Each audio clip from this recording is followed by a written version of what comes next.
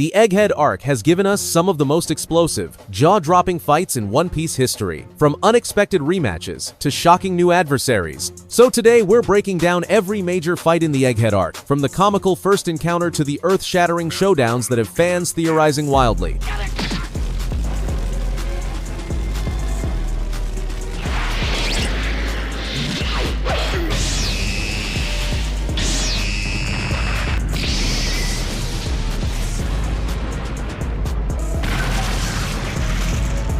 Weeks before the Straw Hats even set foot on Egghead, the serene Amazon Lily, home of the Kuja pirates, became a battleground. Koby and his marine forces had already launched an assault, deploying their new, unsettling weapon, the Seraphim, childlike pacifistas possessing Lunarian traits. The chaos was about to escalate, a looming shadow cast over the island as the infamous Blackbeard pirates made their move. Marshal D. Teach, the Emperor of the Sea, wasn't there for the Marines. He was there for one thing, and one thing only: Boa Hancock's Maro Maro no Mi. With a resounding Cayenne, Blackbeard unleashed a dark, destructive wave, casually shoving Marine ships aside, announcing his arrival with a chilling laugh. With Blackbeard's arrival, the Marines, already facing the formidable Kuja, were caught between two monstrous forces. Vice Admiral Yamaki hesitated, awaiting orders from HQ, a delay that proved fatal for many as Blackbeard effortlessly swept them aside, barging deeper into the island, demanding Hancock reveal herself. Just as the standoff intensified, Blackbeard received a frantic call. To his shock, the powerful attacker menacing his subordinates wasn't just a new pacifista,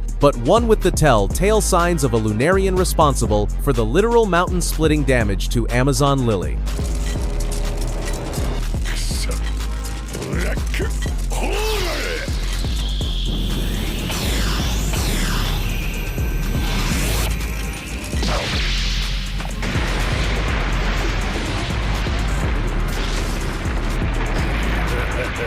Blackbeard engaged the Seraphim, forced to use his devastating black hole to swallow everything. Meanwhile, Boa Hancock unleashed her slave arrow, instantly petrifying several Marines, including Helmeppo and Yamaji, mid-battle. The Seraphim, however, proved relentless, continuing its assault even as Koby frantically pleaded for it to stop, trying to protect his petrified comrades. But Blackbeard, ever the opportunist, seized a critical moment. He grabbed Hancock by the throat, nullifying her powers, acknowledging her formidable reputation, especially how she'd petrified Devon and Shot among his crew. He then turned to Koby, using a past favor from Rocky Port to pressure him, asking if Hancock would free everyone if released. Despite Hancock's offer to release them if both left the island, Blackbeard, fearing her charm, decided to kill her and claim her fruit. But then,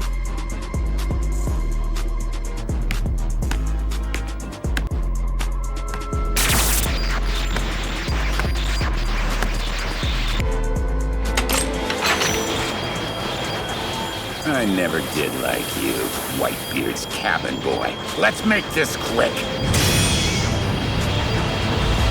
What? Is that Silver's railing?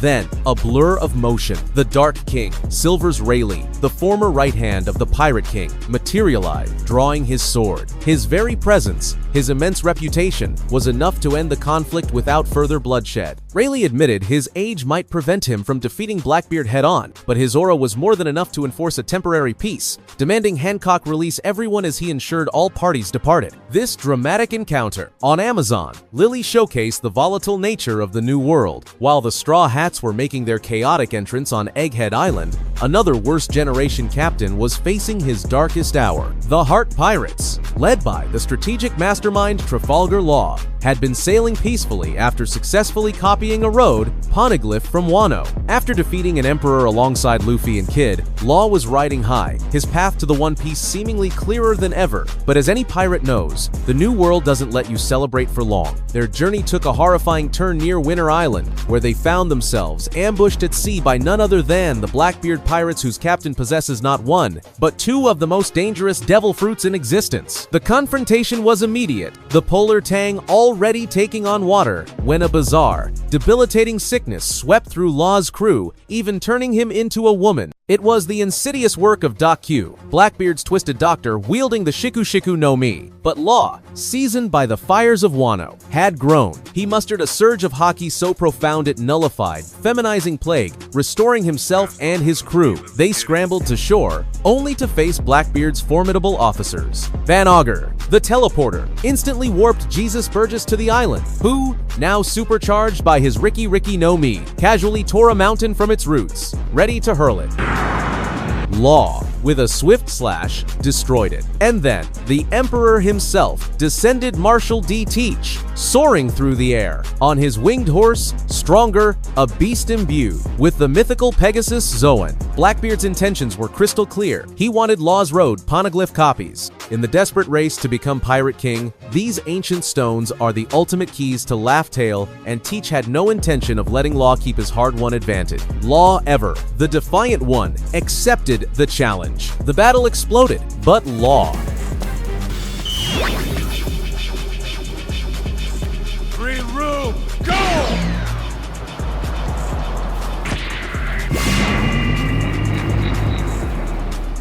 Amputate!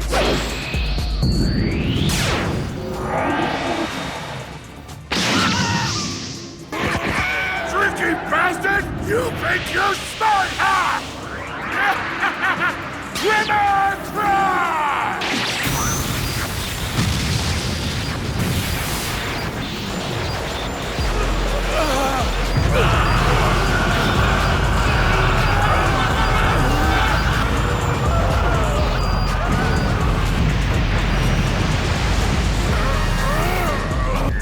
He's a monster!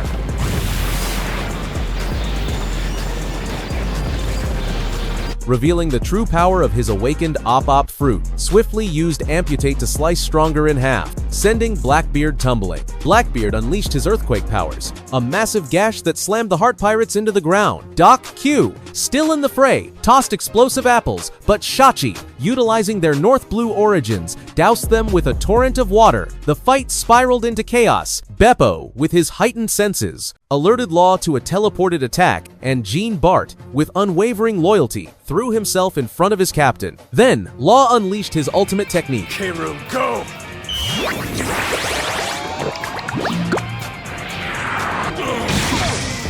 Piercing Blackbeard from the inside.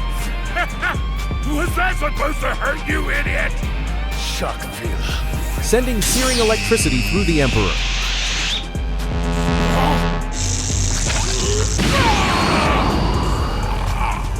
Meanwhile, the Heart Pirates submarine, the Polar Tang, battered Blackbeard's own ship, as whispers among Teach's crew hinted at a new era, fueled by the defeat of a former emperor. Even Fleet Admiral Akainu watched the volatile clash from afar, frustrated but unable to intervene.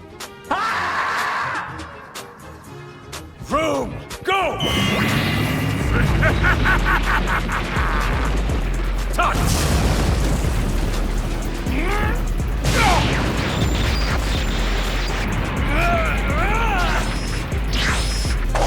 K-Room!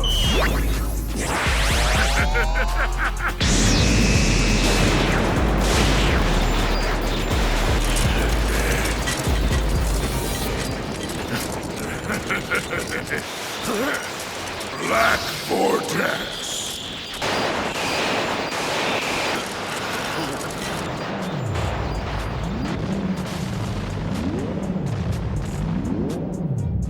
The grueling battle reached its bitter end on Winter Island. Blackbeard's overwhelming might proved too much.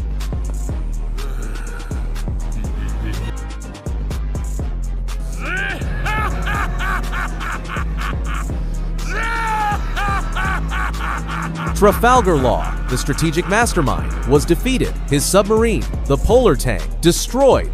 I gotta save them. I have to. Let me think. They say it can grant someone eternal life, right?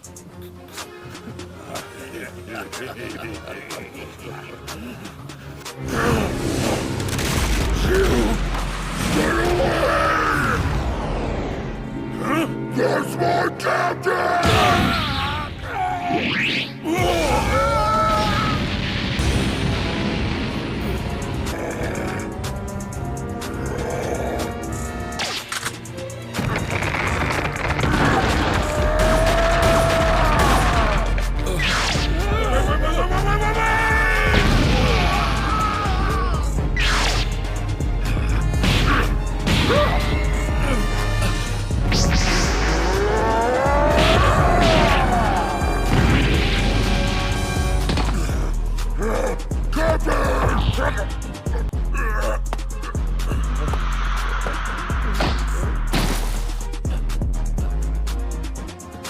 But in a final, desperate act, Beppo, thanks to a special drug from Chopper allowing him to transform into his Salong form, grabbed his captain. Despite Law's pleas to go back for the crew, Beppo plunged into the ocean, desperately begging his captain to survive. And so, on Winter Island, the Heart Pirates were utterly routed. Another major player in the New World fell, altering the balance of power, and leaving the fate of Trafalgar D. Waterlaw in Blackbeard's grasping hands. After crash landing on Egghead Island, our rubber-brained captain finds himself separated from most of his crew, accompanied only by Jinbei, Chopper, and the mysterious Jewelry Bonnie, as they explore the futuristic Fabrio phase of Dr. Vegapunk's laboratory island. They're mesmerized by incredible holograms, lifelike dragons, tantalizing food displays, and massive mechanical warriors, all just light projections that vanish with a touch. So when Atlas, one of Vegapunk's 6 satellite bodies, approaches them in her distinct mechanical armor, what does our genius captain do? Naturally, he assumes she's just another hologram, completely oblivious. He casually throws a punch at her face, asking, "Hey, is this a hologram too?" His fist connects with very solid, very real armor, and Atlas's expression immediately shifts from neutral to annoyed. The satellite doesn't hesitate. She retaliates with a powerful counterpunch that sends Luffy flying straight into an automatic cooking machine. She demonstrates precisely why she's named after the Titan who carried the world on his shoulders. Still reeling from the impact, Atlas, in her frustration, then casually punches a nearby holographic monster, surprising everyone as her light pressure gloves allow her to interact with the seemingly intangible. This brief exchange might seem trivial compared to the island-splitting battles that follow, but it perfectly sets the stage for what makes Egghead so unique. With Luffy causing a ruckus in the Fabrio phase, the rest of the Straw Hats, alongside Vegapunk's satellites, found themselves in the technologically advanced Lava phase. They marveled at moving stairs and the sheer ingenuity of the island, completely unaware that a new, terrifying threat was already lurking within the very heart of Vegapunk's creations. Their exploration was abruptly interrupted by an unexpected sight, a Seraphim unit, terrifyingly reminiscent of Jinbei as a child. Before they could fully comprehend its nature, the Seraphim, designated S-Shark, unleashed a devastating laser blast. I'll show you no mercy. You made an enemy of us. Gigante Blow! Sea Serpent Snapdragon!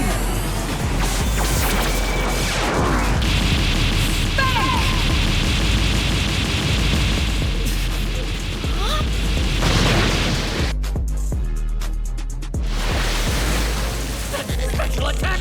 Green Star! Skull Bomb Grasp!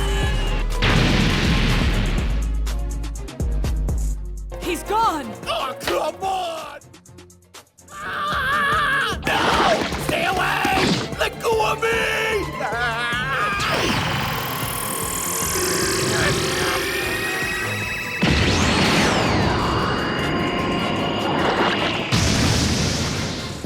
The crew scattered, narrowly avoiding the attack, as Usopp lamented that they might have walked right into a trap. Nami, summoning Zeus, found herself hesitating. How could she fight back against a clone that looked so much like their own Jinbei? This pause was all S-Shark needed. Like the infamous Senor Pink, it dove into the ground, only to erupt from beneath, seizing Nami by the neck. In a flash of pure rage, Sanji delivered a fiery kick straight to S-Shark's face, sending the Seraphim flying. Robin followed up with a powerful Gigante Fluer, Sea Serpent Spank, but S-Shark, with uncanny agility, dodged her attack, preparing to retaliate with Fishman Karate. Usopp launched his Midori Boshi, Dokuro Bakahatsuo, but once again, S-Shark evaded, emerging to grab Usopp himself. Sanji moved to save him, but Frankie fired a radical beam from afar, even as Nami, sobbing apologies to Jinbei, channeled Zeus's power to electrocute S-Shark from within. The Seraphim proved resilient, diving back underground. Brook, reattaching his head, warned Nami just as S-Shark re-emerged to grab her again. But Sanji,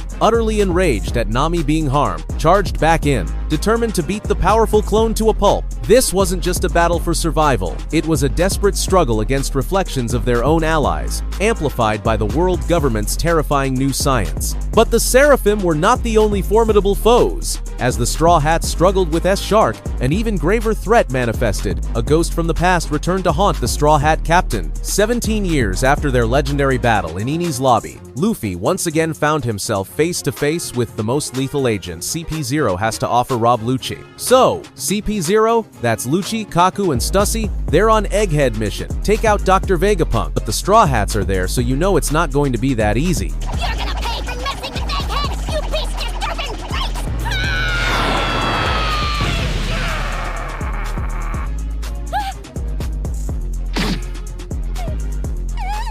Six King Pistol!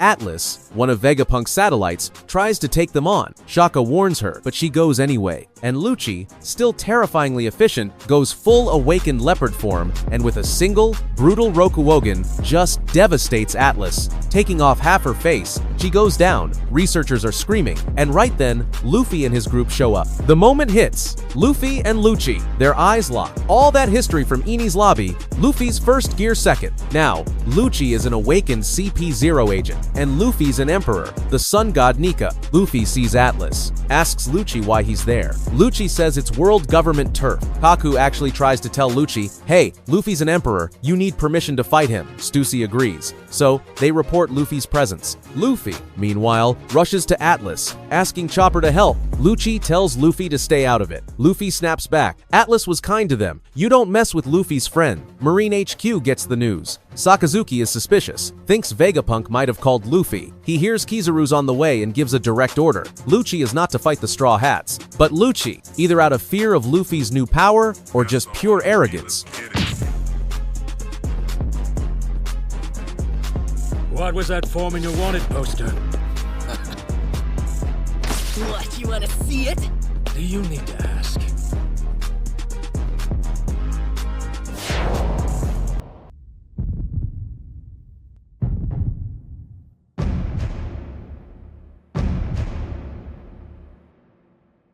I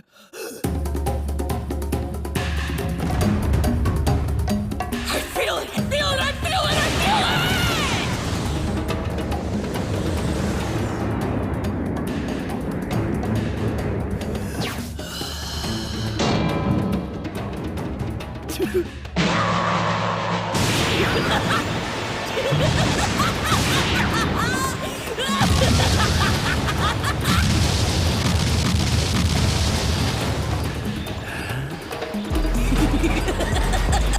This should be fun.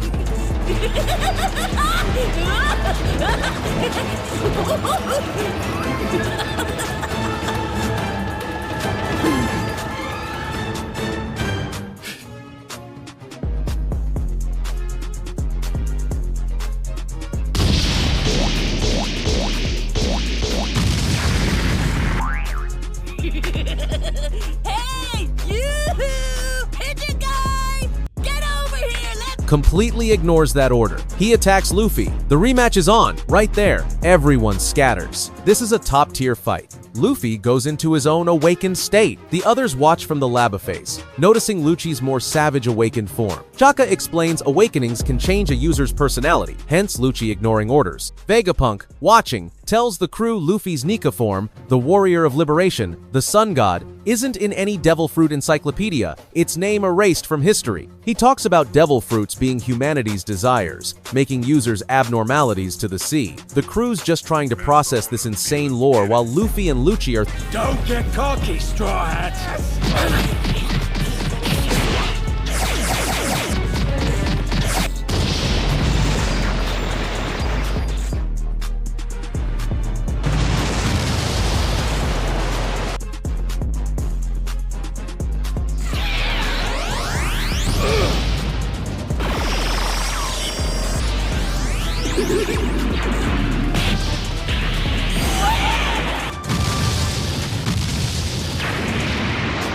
Huh.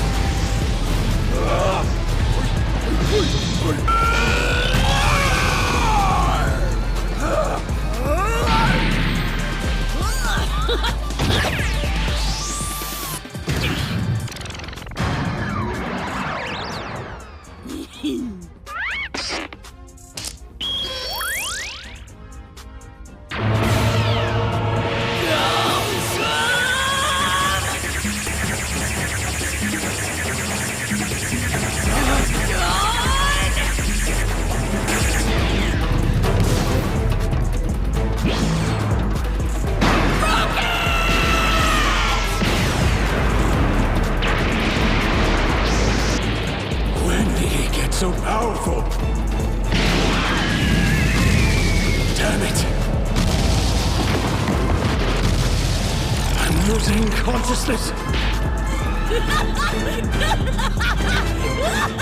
While Luffy and Lucci are throwing down, their battle is explosive, reminiscent of Luffy versus Kaido. Both awakened, going all out. Luffy uses an attack, Gomu Gomu no Nura pistol, as the summary calls it, stretching his fist into the ground and redirecting it up into Lucci's chest, clearly hurting him. The fight's brutal. Lucci manages to stab Sentomaru with a Shigen, saying they need to take the control tower for the Seraphim. Luffy rushes to Sentomaru, who says he saw it coming but wasn't fast enough. Lucci tries to finish Sentomaru, but Luffy intercepts, spins, and slams Lucci through a wall with Gomu Gomu no Dawn Whip, sends him flying, but Lucci is relentless. He recovers in the Fabrio phase and charges Sentomaru again. Luffy intercepts again. He even tries to bite Lucci, Nika style. Lucci dodges. Luffy spits rubble at him. Then, Luffy gets creative. He grabs a big pipe, turns it to rubber with his awakening, and slingshots himself at Lucci at insane speed with Gomu Gomu no Dawn Rocket. And this one connects. Hard, right in Lucci's chest. Lucci goes flying again, and this time, even Rob Lucci has to admit it. Luffy's power is on another level. He's starting to lose consciousness. The Sun God was just too much for the leopard. When the dust settled, Lucci lay defeated among the rubble, his awakened form reverting back to human. The message was clear: the gap between them had only widened since their last encounter. While Lucci had grown stronger, Luffy had ascended to a level that put him in a class of his own. But even in defeat, Lucci managed to slip away during the chaos that followed, setting the stage for yet another confrontation that would shake the very foundations of Egghead Island. One good kick should do the job. And that takes care of the dishes.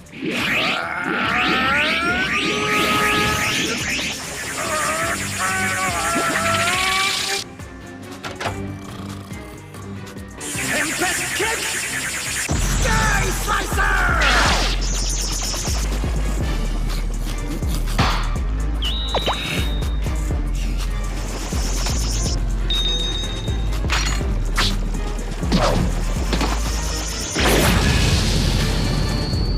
With CP0's assault on Egghead Island in full swing, another reunion was inevitable. Roronoa Zoro found himself face-to-face with his own Enies lobby rival, the square-nosed assassin Kaku. The Frontier Dome's defenses, that shield over the lava phase, had briefly malfunctioned. This gave the infiltrating CP0 agents, Kaku included, their window to get inside. The confrontation began when Kaku, using the full power of his CP0 training, he launched a powerful Rankyaku, a main dachi, a massive flying airblade kicked out with precision aimed at the Thousand Sunny. His intent was clear destroy. But just as his attack was about to connect with the ship, the distinctive clink of metal on metal rang out. It was met and blocked by none other than Roronoa Zoro, who, as it turns out, had been napping on the ship and was awakened by the sudden assault. Kaku was visibly surprised to see his old adversary from Eni's lobby standing there, casually deflecting his strike. The battle began conventionally enough, at least for two master swordsmen. Their swordplay would make even seasoned bladesmen pause. Kaku's Tempest kick techniques, refined over the years, were slicing through laboratory equipment as if it were paper, a testament to his Rokushiki mastery. Zoro, with his iconic three-sword style, countered with equal ferocity and precision. The speed of their exchanges was incredible, creating afterimages as they dashed around the facility, their blades clashing in a shower of sparks. But soon,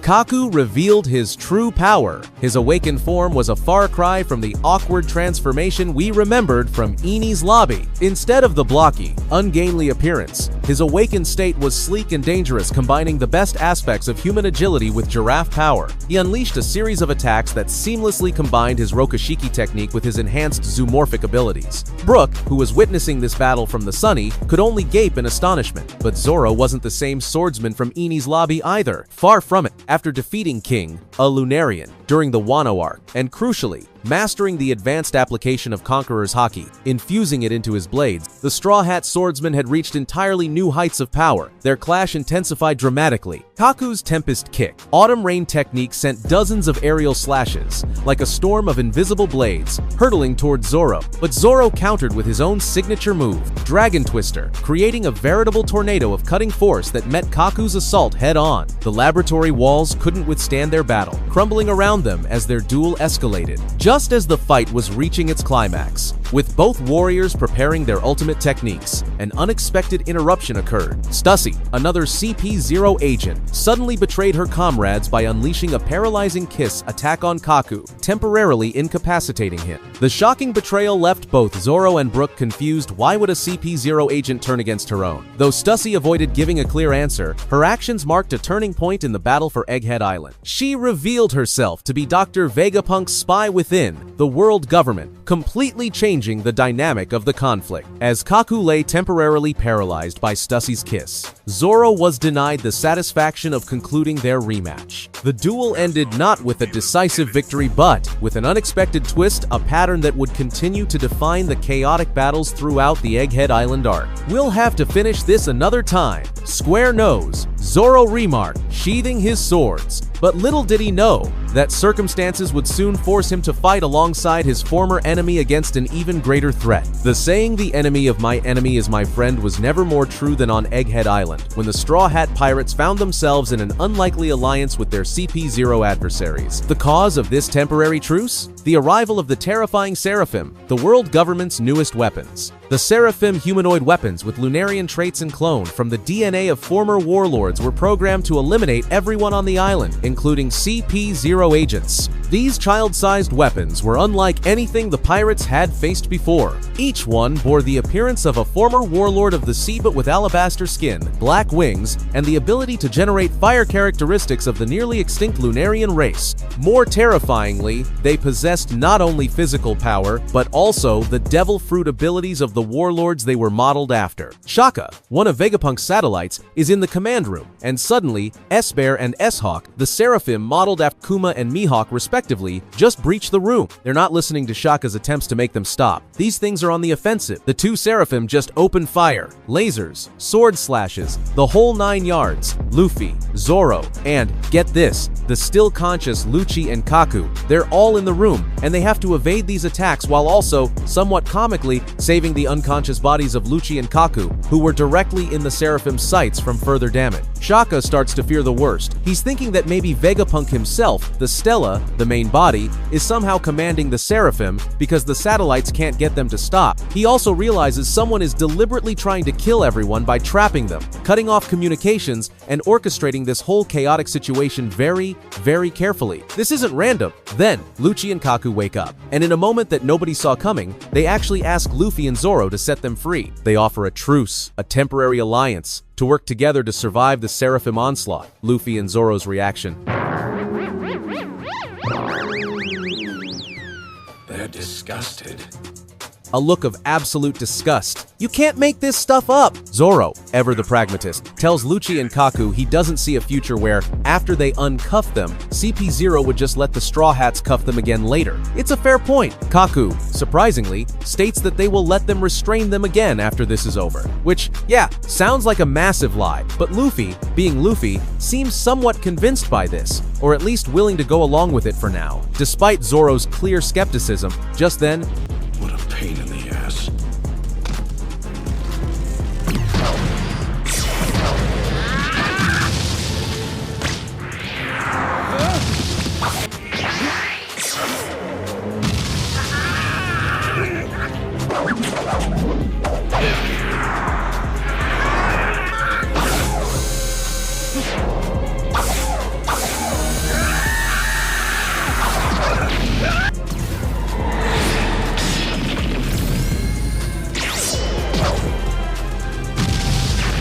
S-Hawk, the Mihawk Seraphim, unleashes a powerful flying slash attack with its leg, a move that looks eerily familiar. Zoro, seeing this, has a sudden realization. That attack! It's like the Supa Supa no Mi, the dice fruit formerly used by Daz Bones, Mr. One from Baroque Works. How S-Hawk is using it is a whole other question, but the connection is made. Kaku, seeing Zoro move out of the way, uses the fact that S-Hawk is now attacking Zoro as another reason to be set free. If we don't team up, we're all dead, is basically the vibe. Shaka asks Lucci and Kaku what their actual mission is. Lucci, with zero hesitation or subtlety, bluntly replies that their mission is to terminate Dr. Vegapunk and all his satellites. Kaku is visibly annoyed that Lucci would just give away that critical information so freely, especially when he was trying to convince their enemies to set them free. Shaka then asks if Stussy, their CP0 compatriot who betrayed them, is also on that hit list. Lucci confirms, yeah, she is. Suddenly, they hear Nami screaming from elsewhere in the lab. Zoro immediately realizes this means the other Seraphim, Shark and Snake, are also on the loose and attacking his crewmates. This finally pushes Luffy to make a decision. He agrees to set Lucci and Kaku free. He asks Shaka for the keys. Shaka, trusting Luffy's judgment, or perhaps seeing no other option, gives Luffy the keys, saying his only priority is that the Stella, the real Vegapunk, escapes safely. Luffy turns to Lucci, and in a moment of pure Luffy logic, asks him if he promises not to go after his friends once the Seraphim are dealt with. Zoro's probably facepalming, thinking there's no way Lucci will fall for such a simple taunt or make such a promise. But Lucci, surprisingly, does respond. He tells Luffy he wants to kill Luffy first, and then he'll go after his friend. Well, at least he's honest, I guess. Just as they're freed. Hey, we've got an emergency here! Ursa. Shock.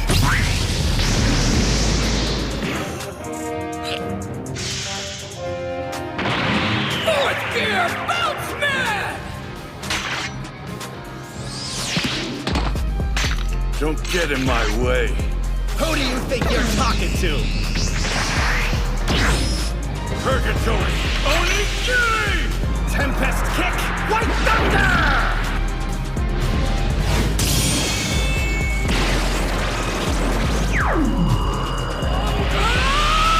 Six King!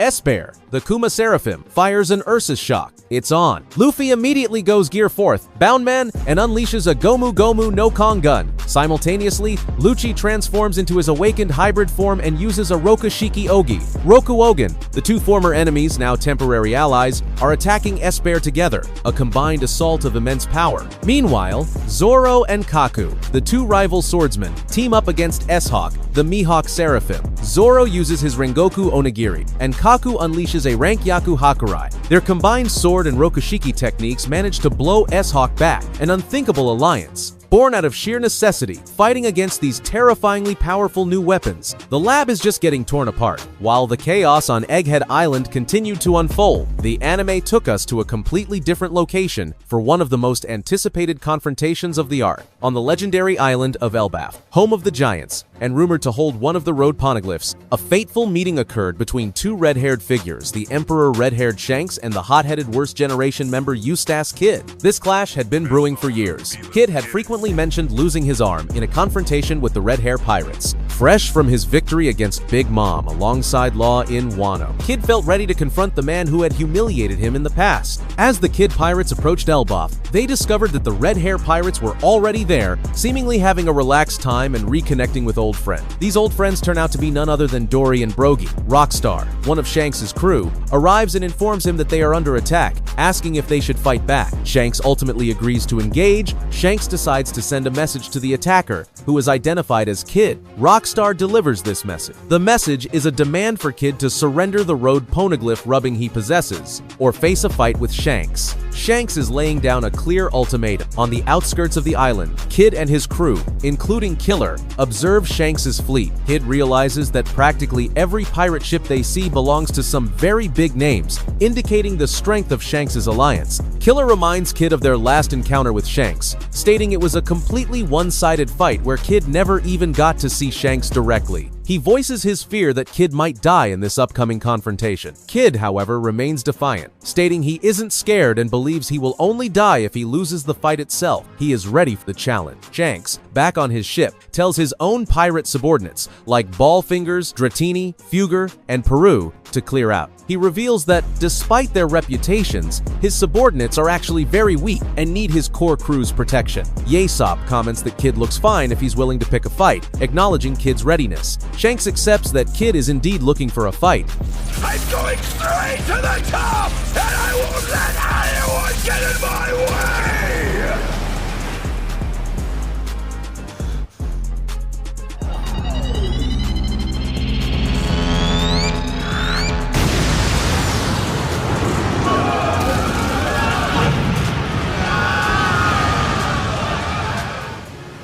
The next one's for you!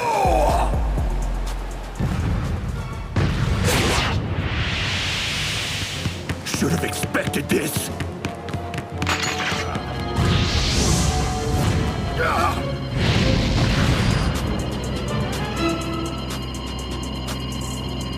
Divine departure.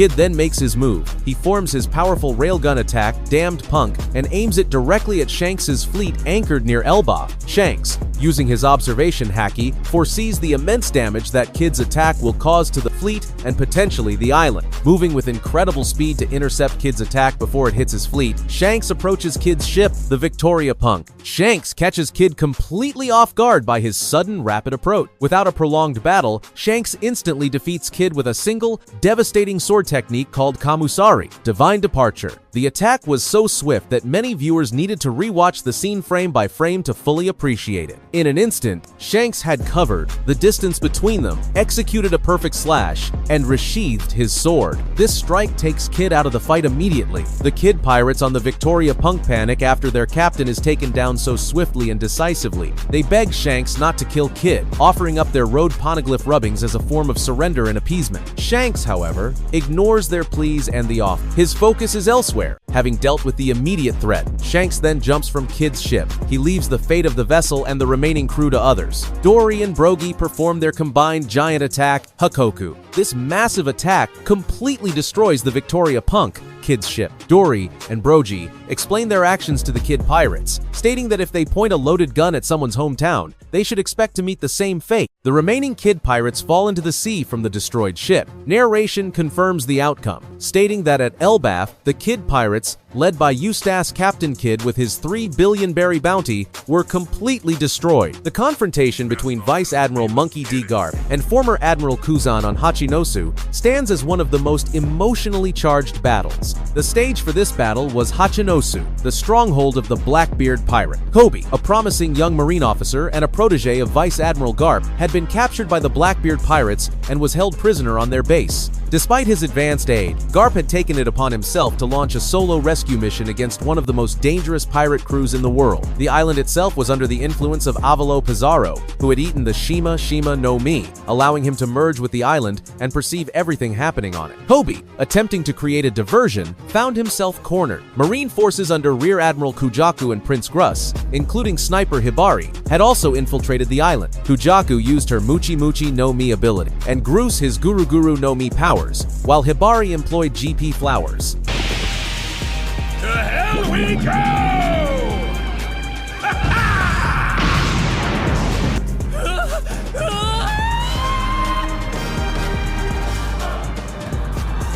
What? You want a piece of me?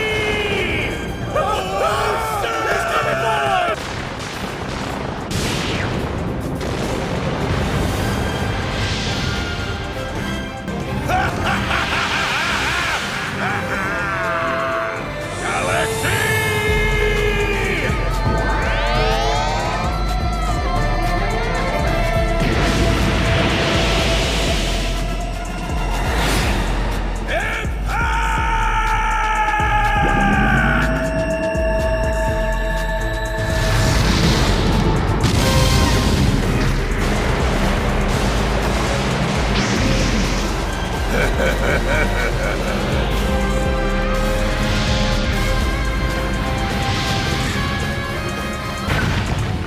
Marine ship commanded by Garp himself launched high into the air above Hachinosu. The display of Garp's arrival was nothing short of spectacular. The legendary marine hero, despite being in his late 70s, moved with the vitality and power of a man in his prime. His fists, hardened with haki, were instruments of destruction. From his ship, Garp jumped and unleashed his galaxy impact attack, decimating the pirates and calling it retribution for kidnapping his irreplaceable protege. Garp landed, and Prince Gruss used his devil fruit powers to cushion the ship's fall. Garp observed the unconscious pirates.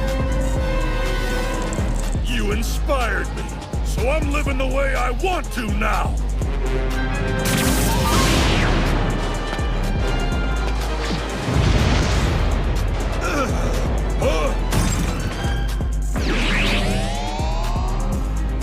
Ice ball! Commenting that he felt he had lost his touch, Kobe and Hibari ran to him as Helmeppo expressed relief. However, Hibari was suddenly frozen solid by Kuzan, revealed as the 10th Titanic captain of the Blackbeard pirates. Kobe begged Kuzan to thaw Hibari, but Kuzan refused, stating it would look bad if Kobe escaped. Garp demanded Kuzan thaw Hibari. Kuzan stated he admired Garp's directness and wanted to do things on his own terms, freezing Garp with an ice ball.